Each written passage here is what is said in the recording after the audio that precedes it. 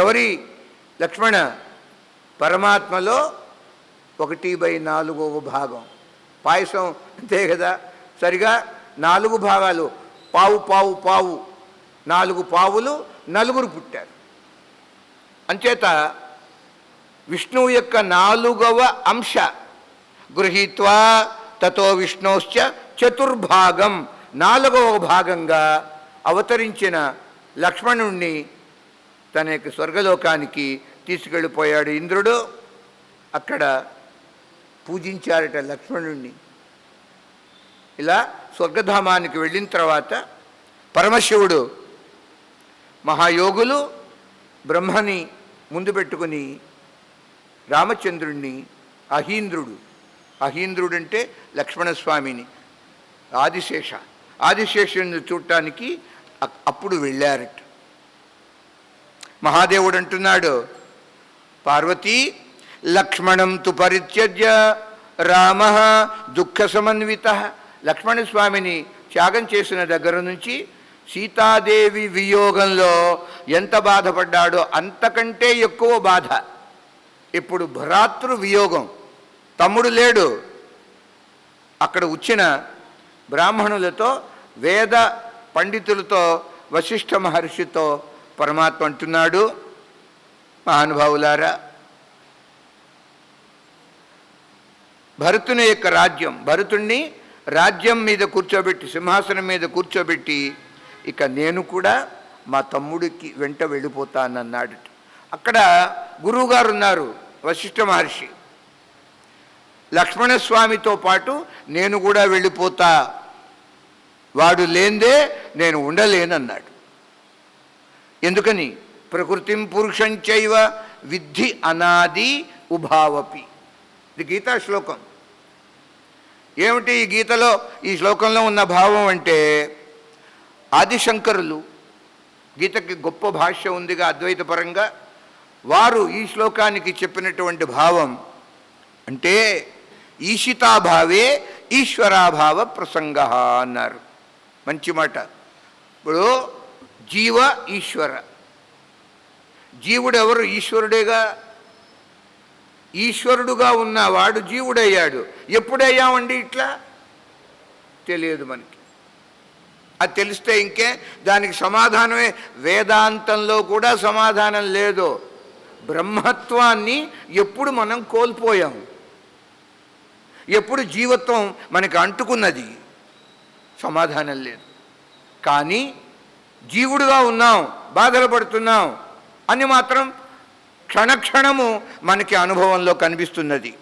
కనుక తక్షణోపాయం ఏమిటి? తక్షణ చర్య. జీవుడుగా ఉన్నానని నాకు తెలిసిన తర్వాత ఎప్పుడెప్పుడు ఈ జీవత్వం పోతుందా, ఎప్పుడు బ్రహ్మత్వాన్ని పొందుతానా అన్న ప్రయత్నం ఉండాలి కదా. అందుకే ఈ సాధన. పెద్దలు అన్నారు, బజార్లో నడుస్తున్నాం, కింద చూస్తూ నడవాలి. దృష్టిపూతం న్యసేత్ పాదం, సత్యపూతాం వదేద్ వాచం. నడిచేటప్పుడు జాగ్రత్తగా చూసి అడుగు వేయాలి. కింద ఏముందో, పేడుందో, లేకపోతే రెండవది ఉందో, కాలం చూసి పాదం పెట్టాలి. ఈయన గారు అట్లా కాకుండా అశుద్ధం మీద కాలు పడ్డది, నీటి పైకి అనుకుంటూ పోతున్నాడు. సరిగా దేన్ని తొక్కాలో దాన్నే తొక్కాడు. చండాలం అనిపించింది.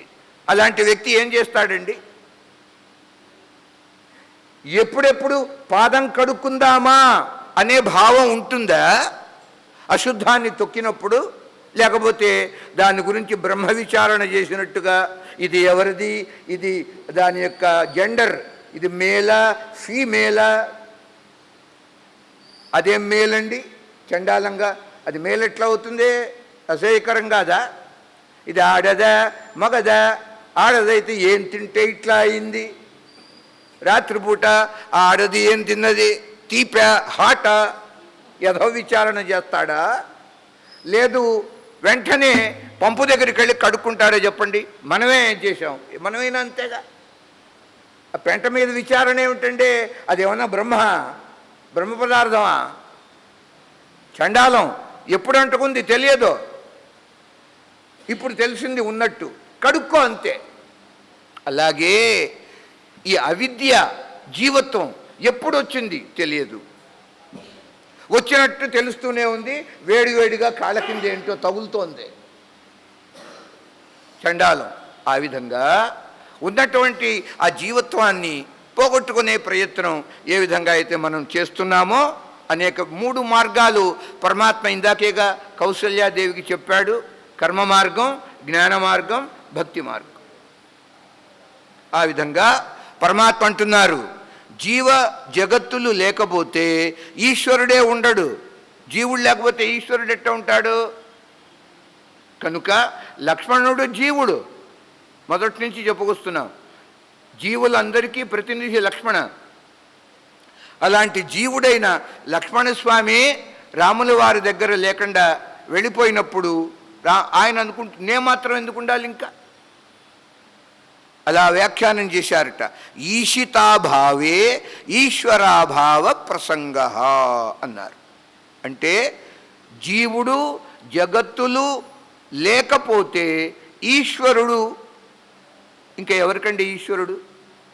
జీవుడు లేడు, జగత్తు లేదు. ఇప్పుడు రాజ్యం లేదు, ఆ రాజ్యంలో పరిపాలింపబడే ప్రజలు లేరు.